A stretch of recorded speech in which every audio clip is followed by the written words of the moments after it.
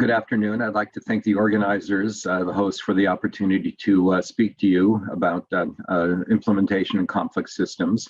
What I'd like to do in this presentation is offer a set of ideas and suggestions or guidance from subfields of research that are not necessarily known to be integral to system science. I won't be talking about complex adaptive systems, systems theories, chaos theory, but instead a set of ideas and research approaches that I would argue have considerable relevance and value for studying implementation in complex systems and can complement and in some cases actually substitute for some of the systems theories that again are more closely aligned with systems thinking. I'd like to begin with a slide that I know many of us have seen before, especially in the implementation research world, and point out that even though this is often used to point out that we often have the knowledge that we need and the goal is to simply do, that in many cases when we're dealing with complex systems and implementation, we actually don't yet have all of the knowledge that we need. Or in some cases we have the knowledge, but we're not able to, or in many cases not willing to apply it and combine it and address the complexity of the challenge that lies before us. So I think the point here is that we do need to think about the additional knowledge that we need to achieve our implementation goals. We do need to think about the need to facilitate and stimulate and coordinate will, and of course the doing itself. So just as a refresher, in the ARC Learning Health Systems core competencies, the system science domain is stated as indicated on this slide. Let me highlight a few key phrases and ideas from this set of competencies. First of all, as I've indicated, there is an emphasis on systems theories, and that's not the focus of my talk. Although I do agree that those systems theories are very important in that in the implementation research field, we would benefit from greater attention to understanding of and application of systems theories. But I like to highlight the phrases in red font. So our goal in taking a systems approach to implementation is to understand how different parts of the system, the delivery system, the consumers interact.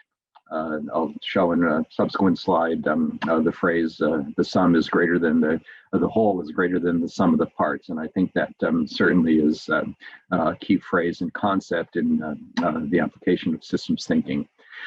Systems thinking, again, is the focus of systems theories, but it can be understood to be broader. In the third bullet, rather, I'd like to emphasize the final word, interrelationships. And that we do need to understand those interrelationships and the interactions. And of course, this is all focused on the goal of understanding how to improve quality, equity, value, and other goals that we are pursuing in this field. So there are a number of definitions, of course, of systems, complex arrangements of individual elements, focus on interconnectedness, interactions, the feedback loops and emergent behavior that we see when we understand how these different elements interact. And again, the phrase that I quoted earlier, the whole is greater than the sum of its parts. The systems theories that I've alluded to are listed in the bottom half of the slide from an article listed at the very bottom. And these, again, are some of the highly specific specialized theories that we think of when we hear the term systems theories, systems dynamics. And these, again, are critically important, very relevant, but they're not the focus of my presentation today. What I'd like to do instead is offer a set of ideas and guidance from three closely related bodies of literature and thinking: embedded research, multi-level interventions, and complex health interventions, and argue that these will complement, and in some cases can actually substitute for some of the more specialized systems theories. So let me begin with embedded research. And begin my definition and discussion of embedded research by highlighting the three different sources of knowledge and expertise that we know we need at the table when we conduct implementation research and other research within complicated delivery systems. We begin, of course, as researchers, thinking that perhaps we have the most important or the dominant knowledge. We could argue as to whether that's true or not, but I'll begin with that category. And of course, as researchers, we bring to the table knowledge of relevant theories and general principles from prior research. We bring the empirical evidence and insights that prior research has generated to help us understand implementation challenges and barriers and strategies. And of course, we bring an entire toolkit and set of research approaches and methods that allow us to systematically study implementation barriers and challenges and strategies and strategies for overcoming those barriers. But of course, our knowledge is only part of the puzzle. Without the knowledge of the service users, of course, we're limited in our ability to truly understand how systems operate and to truly understand their effects. And this is, of course, been a major focus of research in the last decade or 2 decades, beginning, I believe, with a lot of emphasis in the UK, perhaps Canada. The US, I think, was a little bit late to realize the importance of patient engagement and service users and public and patient and policy engagement. But we know that service users bring to the table deep insights into their own needs. Their own values and preferences. And of course, insights into the likely acceptability, the feasibility and value, and even the effectiveness of the different innovations and interventions that we, ideally in collaboration with service users, patients, clients, consumers, would develop. So that's category 2 or stakeholder group 2 that needs to be at the table with us as researchers and scientists. And finally, service providers, the health professionals, clinicians, administrators, and this includes policy leaders as well, not just those who are in the front line who are leading delivery systems. Of course, they bring to the table their professional knowledge and skills, insights into their own attitudes and beliefs, the professional norms that often guide their behavior as much or more than their knowledge, their own values and preferences, which are critically important. And again, a distinctive perspective on the likely acceptability, feasibility, value, and effectiveness of interventions. So the key point here is that our efforts to implement, to understand complex systems, to understand how to improve those systems, require not just the knowledge and skills and engagement of scientists, but instead these 3 groups. And I think this illustrates a general point in a challenge that we have in the implementation science field and other fields that study systems and service delivery. And that is the dominance in the fact that we are often misled or incompletely led by the dominance of basic research approaches and clinical research. So if we're conducting basic research, we as researchers are probably the only group that needs to be at the table to be involved in that research. Again, Pecori and others who have emphasized patient engagement are acting on the realization that to study the effectiveness and outcomes of clinical interventions, the researchers don't have all of the requisite knowledge, that we need the recipients, the targets, the beneficiaries of those clinical interventions to help us understand their effects. And even before that, to help us understand what the key questions are, how to approach those questions, how to design and conduct the studies. So for clinical studies, patient engagement and the engagement of consumers is critically important. When we study healthcare delivery and other social service delivery, it's the service providers who are oftentimes missing but critically important. So again, if we are inappropriately dominated or influenced by approaches from basic science and clinical research, as I've said is too often the case in implementation, then we neglect to recognize the importance of full active clinician and health professional and service provider engagement. And that leads to the concept of embedded research. So the definition of learning health systems and literature on learning health systems emphasizes perhaps indirectly the importance of embeddedness. The phrase that and the idea that learning health systems involve using data that were developed by and for delivery to study and improve delivery clearly implies the need for improved involvement and engagement of those who are involved in that delivery activity. We can't, as outside researchers, come into a healthcare system and observe and study and collect data and achieve the goal of a learning health system. It has to be a full collaboration between those who are delivering care and those who study and support care. So the concept of embedded research in some ways represents a midpoint in a continuum between pure quality improvement and practice work at one end, where the goal is to study and improve a system with the goal of immediate benefits and improvements. The other end of the continuum being pure scientific research, where the goal is to develop scientific, often generalizable knowledge, and to publish and share that knowledge without necessarily any interest or focus on improving care in the near term or in the sites or the subjects that are being studied. Embedded research attempts to do both simultaneously. We would like to emulate our quality improvement colleagues and achieve near-term improvements as a direct result and outcome of our work. But we'd also like to emulate our scientific colleagues in producing useful scientific generalizable knowledge. This, of course, implies, or in fact requires, full partnership and collaboration between service users and service providers and researchers. It's not the occasional focus group or the periodic advisory board where the frontline clinicians and health system leaders review our progress as a research team and offer guidance.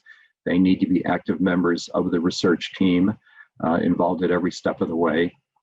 And embedded research, of course, is related to and might even be viewed as encompassing other concepts and sets of ideas and approaches: public and patient engagement, engaged scholarship, which began in education but captures the same ideas, partnership research, community-based participatory research, and other forms of participatory action research. So all of these are related and integral to the concept of embedded research. So again, the key point that I'm making here is that embedded research is one of the necessary but not sufficient approaches to studying complex systems and studying and improving implementation in complex systems. So let me move to the next set of ideas and research approaches, and that is a research on multi-level interventions. Again, a diagram and a set of ideas that I know are familiar to all of us in the health and social service research fields. But the point is that many of the outcomes that we are interested in understanding and improving are influenced not by factors at one level or two, but by multiple levels.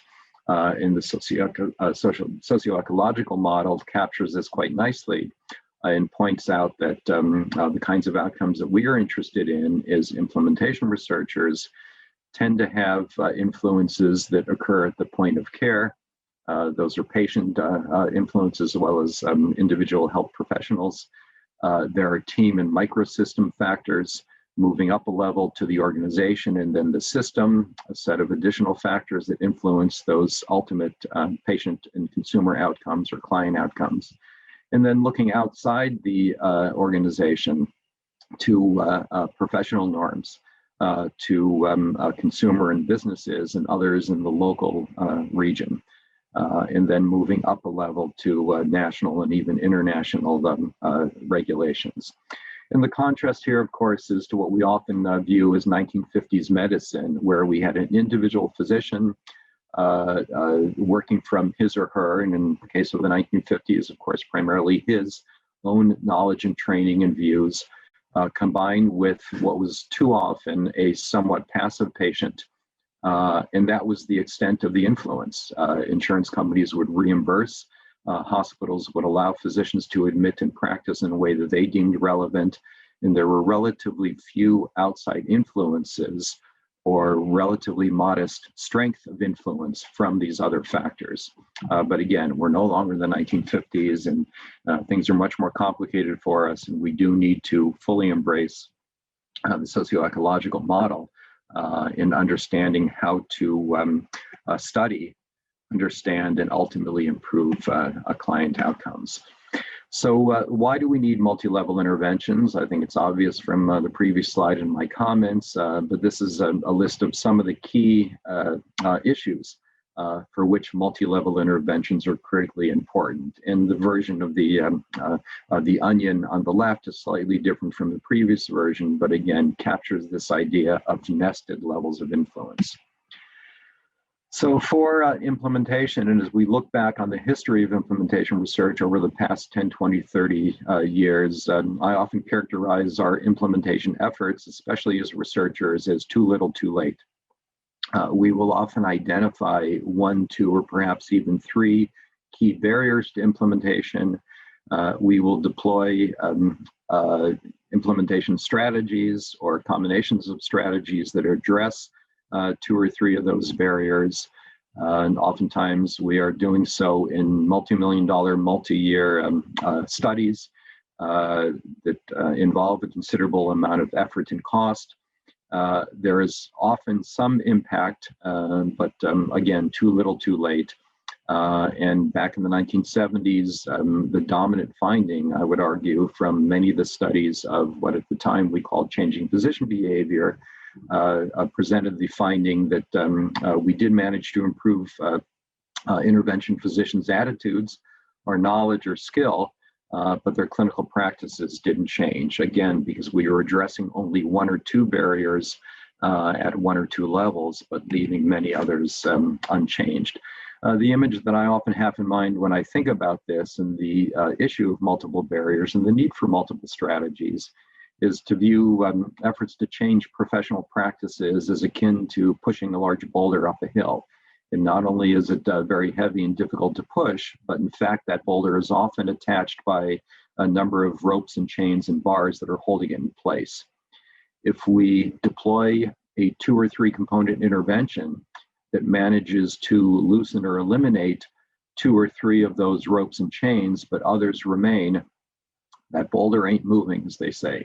So again, we need to think about the need for multifaceted, multi-component, multi-level interventions in order to achieve change in practice. I'll often give a talk that walks through this set of 9 necessary but not sufficient conditions, highlighting the fact that for professional practice change in social service delivery, in healthcare delivery, we often need to see conducive conditions across this entire list. We, of course, need to have valid, legitimate evidence that's accepted by clinicians and other health professionals and social service professionals. They need to have the knowledge and the skill. Professional norms are important. Oftentimes we lack definitive evidence or knowledge and instead rely on professional norms. And one of the hallmarks of the professions is the fact that professionals are guided not by organizational rules and regulations, but instead often by their own knowledge and learning and by professional norms that arise and are maintained in the community. That health care professionals look to their outside peers as much or more than inside organizational rules. So that one condition is critically important. Back in the 70s and 80s, we would often talk about report cards and external reporting, and the idea that if we can only produce public reporting of quality gaps and performance, we could incentivize clinicians and systems to improve. Again, that condition, that conducive condition is necessary often, but not sufficient. Regulatory and fiscal factors, of course, are important. Consumer acceptance as well. We can provide physicians with report cards showing their performance and highlighting quality gaps, and we can provide them with CME and incentives. But if patients or clients are resistant to the evidence-based practices we are trying to facilitate, the healthcare professionals may be limited in their ability to achieve meaningful practice change. The concept that the squeaky wheel gets the grease, I think, is important when we think about evidence of quality gaps. Oftentimes, if we will deploy a new educational strategy or computerized reminder to health professionals, in their mind, they're thinking, yes, I'm aware of that evidence, I'm aware of that guideline, I know what to do. We need to actually provide them with evidence showing that their practices do not conform to a sufficient degree to the evidence-based practice or the guideline in order to ensure that they are motivated to change. But we not only need to provide evidence of quality gaps, but we need to understand the root causes of those quality gaps. An educational intervention might be effective in a situation where the quality gap is due to lack of knowledge, but it's not going to be effective when the healthcare professionals know what to do, and there are other logistical or economic constraints or patient resistance. So understanding the root cause of the quality gaps is, again, necessary but not sufficient for improvement. And finally, effective and feasible logistical arrangements, the idea that knowing what to do, having the appropriate incentives, and all of the other conditions that may be conducive to practice change, we still may not see movement in that boulder if the clinicians lack the time or the space or the equipment or the staffing needed to adhere to the evidence-based guideline. So again, this relates to the concept of systems in that there are multiple moving parts. Multi-level interventions are needed where we identify the root causes of implementation gaps and barriers at all levels, and we deploy a package of implementation activities that are specifically targeted to the gaps and the barriers at every level, and do so in a way that is coordinated. So I think this slide summarizes basically what I've just said, that we need to ensure that our implementation strategies address all of these needs. And I should say that the previous list of conditions, necessary but not sufficient conditions, is not necessarily a checklist for the intervention components or activities that we need, the implementation components. Instead, it's a checklist to assess current conditions.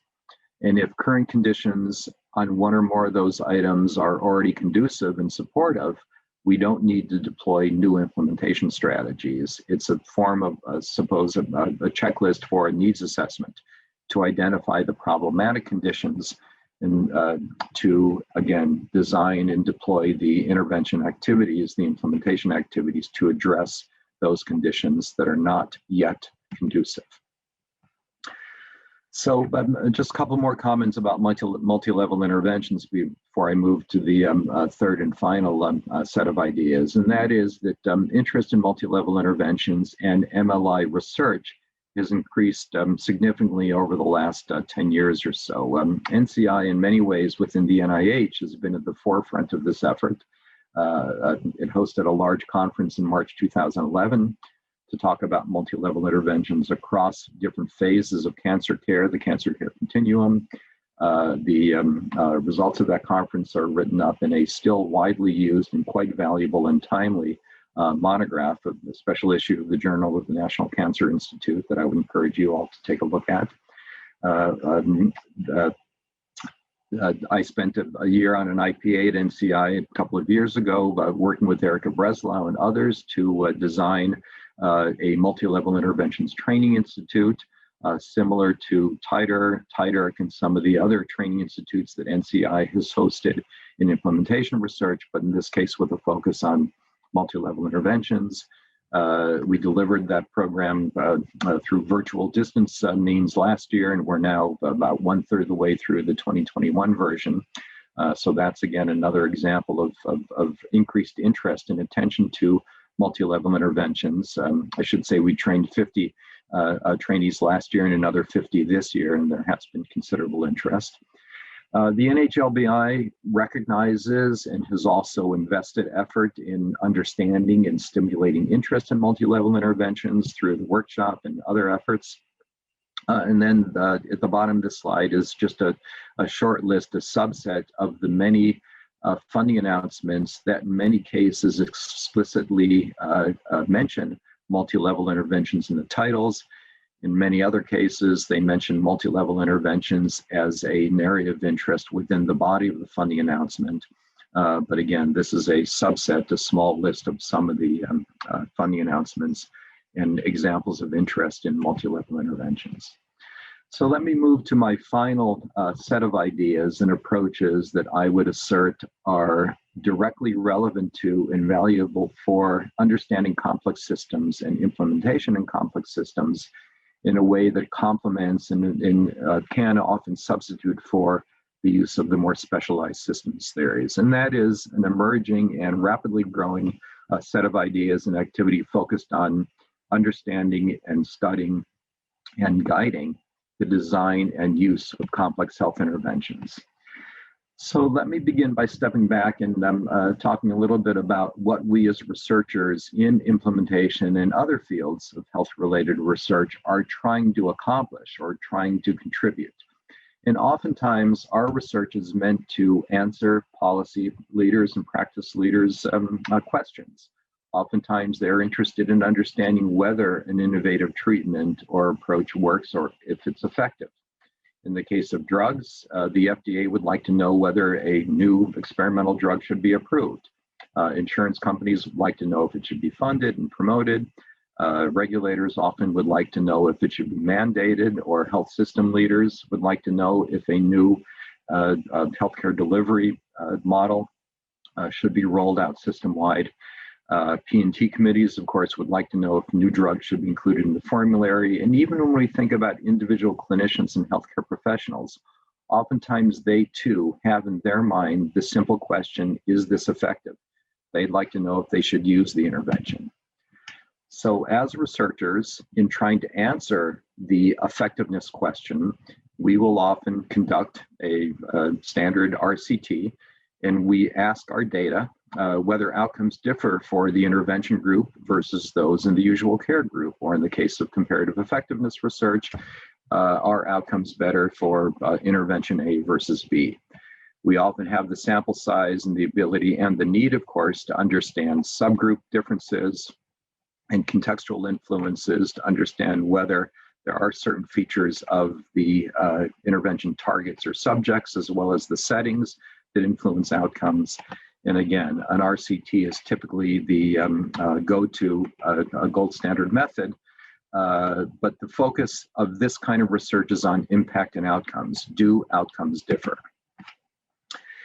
In many cases, for drugs and for a few complex health interventions, it is useful to ask and possible to answer the question, does it work or is it effective? We can usually, or often, or sometimes in the case of complex interventions, actually produce a definitive answer. Yes, outcomes did differ. Yes, the intervention does seem to be effective over relatively broad types of settings and types of subjects. But by and large, when we're dealing with complex health interventions, various health promotion programs, various rehabilitation interventions, various healthcare delivery interventions, and of course, implementation strategies, if you ask the question, is this intervention effective? The answer is sometimes, or it depends. We don't see robust patterns of effectiveness where we can definitively include that a certain intervention is effective. The answer varies. Just a side note, and that is what represent, at this point, the most formal, widely accepted definitions of complex health interventions, and that is interventions that have multiple components that typically interact. Those multiple components, of course, target multiple entities, typically at multiple levels, but not always. We can have single-level complex interventions. These interventions are almost always highly adaptable. And because of the multiple components and the multiple levels and targets, the intervention effects typically occur through multiple pathways that are highly mediated and moderated and not very simple. So when we study complex health interventions, and I make the statement that they are generally speaking not robustly effective, but instead the answer to the effectiveness question is it depends or sometimes, Let me illustrate what I mean by that in terms of some empirical data. So this is a pattern of results from a hypothetical implementation study that I don't know has ever been seen in publication, where our blue intervention group shows very significant improvement in adherence, for example, to an evidence-based clinical practice guideline, whereas the yellow or light green control group shows no change in adherence on average. And these are either on the y-axis number of physicians or health professionals or the number of sites. But this is the sort of result that any of us would obviously be thrilled to see in an implementation study, where our innovative implementation strategy produced highly significant improvements in adherence and outcomes. But again, we don't often see those results. This is much more typical in terms of the findings from implementation studies and other studies of complex health interventions. We see relatively weak effects. The dark green is overlap. Those are places where both the intervention and control sites show changes in adherence. And if you were to try to plot the average effect for the intervention versus control, you might see a very small difference. But generally speaking, the variance is so high that it doesn't make sense, and it's not possible to say that this intervention is effective. If you are an intervention site in the blue or green, you're almost as likely to see an improvement in adherence as you are actual decreases in adherence, and similarly for the usual care or control sites. So the question here is not whether there is a difference between intervention and control, but instead what factors explain sites that end up on the right-hand side of these distributions versus the left-hand side. We need to focus on the heterogeneity, not on average effect sizes. So why do we see these very weak effects and very high variance and very high heterogeneity when we study complex health interventions? First of all, we see considerable heterogeneity, variability, or adaptability in the targets. When we study drugs, we might argue that patients and their physiology tend to be somewhat more similar than when we study communities or organizations. Now, again, we could argue that point. There are, of course, genetic differences and many other differences in patients. But generally speaking, I would assert that complex health interventions that target behavior and organizations, communities, see much greater heterogeneity and much greater change over time in those settings. The underlying pathologies, root causes tend to be more heterogeneous as well. If we see low rates of adherence to a certain guideline, in some sites it may be due to physician resistance or health professional resistance or lack of knowledge or lack of conducive logistical arrangements and support. In other cases, all of those factors may be present in those conditions, but it's the patients that are resistant. One of the examples that we see in some of our research at Kaiser is our efforts to improve HPV vaccination rates. And we see highly variable vaccination rates across our region. In some sites, in some parts of the Kaiser Southern California region, the root causes of low vaccination rates are patient resistance. Physicians, health systems, nurses are doing everything they can to try to encourage the kids to be vaccinated, but the parents are resistant. In other parts of the region, parents are highly adherent or highly open to and accepting of physician recommendations. But it's the physicians or the health system that are not doing everything they can to encourage high vaccination rates. So again, heterogeneity in the underlying root causes and barriers will result in heterogeneity in outcomes and effectiveness. And then one of the key issues that I'll spend some time talking about in the next several minutes is the fact that the programs themselves tend to be highly heterogeneous.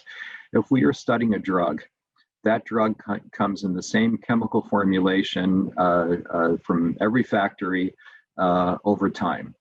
If we're studying a health promotion program or a multi-component rehab program or an implementation strategy, irrespective of our efforts to try to achieve fidelity, we know that that program will differ. The components will differ, the staff that are delivering the intervention will differ, not only across sites, but across time as well. The organizational learning curve phenomenon tells us that programs will change and adapt over time. So again, these are factors that contribute to heterogeneity and weak effects. This is a diagram that illustrates a typical causal model for an implementation study that's focusing on guideline adherence. We know that guideline adherence in clinician behavior is influenced by their attitudes and norms, by their knowledge and skill, by their motivation and activation. And each of those precursors or influences on the behaviors of interest are themselves subject to different influences. There are external factors. I mentioned earlier professional norms that influence attitudes. We also can deploy internal opinion leaders to modify those attitudes. We can use education and training, of course, to try to improve knowledge and skill. Motivation and activation can often be influenced by leadership activities, but they're also influenced by financial incentives. But those financial incentives don't have homogeneous, stable effects.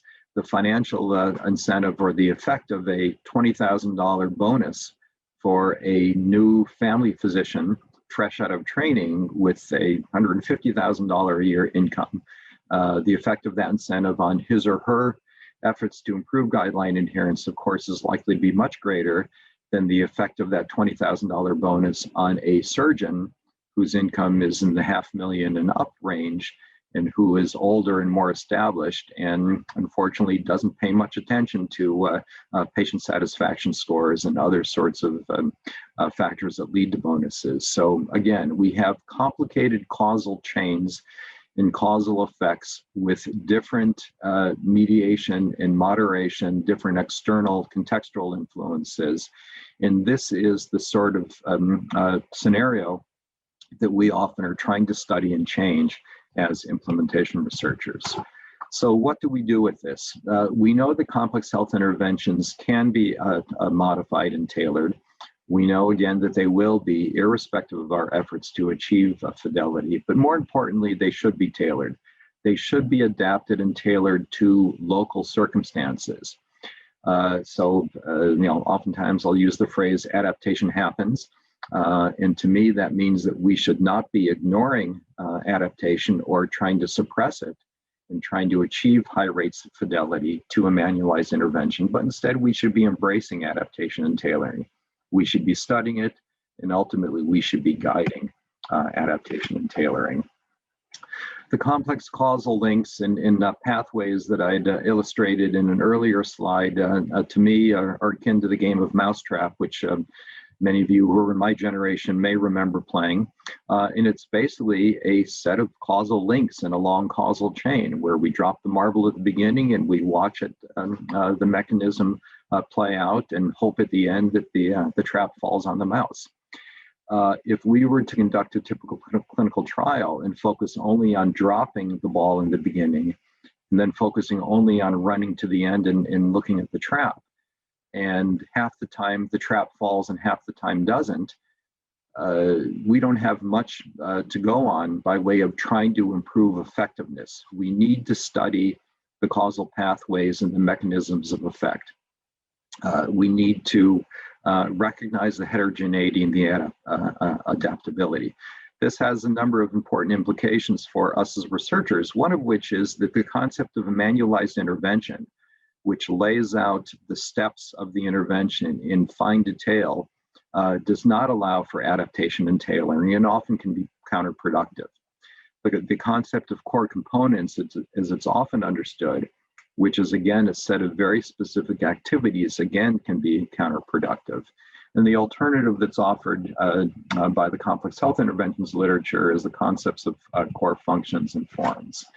And these were initially introduced by Penelope Hahn a number of years ago, and have not really had much influence in the study of complex health interventions and implementation until relatively recently. And there is now a very rapidly growing body of literature and interest and focus on trying to identify core functions and forms rather than thinking about core components. And I'll illustrate these in the next slide, but the basic definition is the core function of an implementation or intervention activity is its purpose or its intended effects, rather than the activity itself. The activity or the format or the way that that core function is operationalized, or the actual component, is labeled as the form. So when we think about physical activity as a core function, we can operationalize physical activity through walking or running or swimming. We can operationalize the core function of patient education through printed materials or videos or nurse education. So the idea of a manualized intervention that specifies 20 minutes of walking or that specifies use of physician education, again, can be counterproductive. We know that some patients are more open to physician education than nurse education or peer education, whereas others, in the HPV vaccination example is a nice example here, physician education and attempts to influence patient behavior often can be counterproductive and can reinforce an a priori belief on the part of patients that physicians are agents of drug companies trying to sell damaging vaccines. For that subset of patients, peer education is likely to be more effective. So again, our intervention should not specify a form or an activity, but should specify the underlying goal or purpose with a menu of forms, where we would select from that menu on the basis of the forms that are most likely to be suitable for our specific target intervention. So, briefly, some of the key intervention implications, rather, form versus function. I think I've covered each of these. We know that manualized interventions can often be counterproductive. We should not be focusing on core components or activities or forms, but instead thinking about core functions. Our measurement of fidelity should not measure fidelity to the manual or to form, but instead fidelity to the core function. And again, estimating main effects is often counterproductive or of limited value because the main effects or the average effects are close to zero. We need to understand how these interventions achieve their effects rather than whether they're effective or not. This is a short list of some of the key research approaches that are useful for and used in studying complex health interventions to complement RCTs. And this is another way of summarizing our role as researchers when we study complex interventions. We are not trying to support dichotomous yes-no decisions. It's not useful for us to pursue an answer to the question, is it effective or does it work, or which is more effective? Again, the answer is always, it depends or sometimes. Instead, we need to understand how it works. Why, when, and for whom, some of the key questions in realistic evaluation. But perhaps most importantly, how can we enhance its effectiveness? We don't have the option of enhancing the effectiveness of a drug by modifying its chemical formulation. We do have the option and the ability to enhance the effectiveness of complex health interventions by modifying their chemical formulation, in a sense. And we should be focusing not on the impact and measuring impact, but instead more of a focus on understanding and measuring process. So again, rather than how do I choose an appropriate program because it's effective or not, we need to pursue these kinds of questions. How do I deploy the program? How do I tailor it? And how do I modify and manage the setting? Again, we have limited ability to modify patient characteristics. We can't modify their genetic profile. We can, of course, encourage healthy eating and physical activity, but we can do much more to modify organizations and modify patient attitudes and behavior and knowledge as a way of enhancing and improving outcomes. So the way that we study and use complex health interventions is summarized by this slide. And again, a repeat of the key point, which is not to produce evidence of effectiveness, but instead evidence and insights into mechanisms of effect and how to modify and tailor complex health interventions. So again, I'd like to thank the host. I look forward to a discussion, questions and answers, and more discussion into how these kinds of bodies of ideas and research approaches can complement, or in some cases substitute for, systems theories as we try to understand and influence implementation in complex systems. Thank you.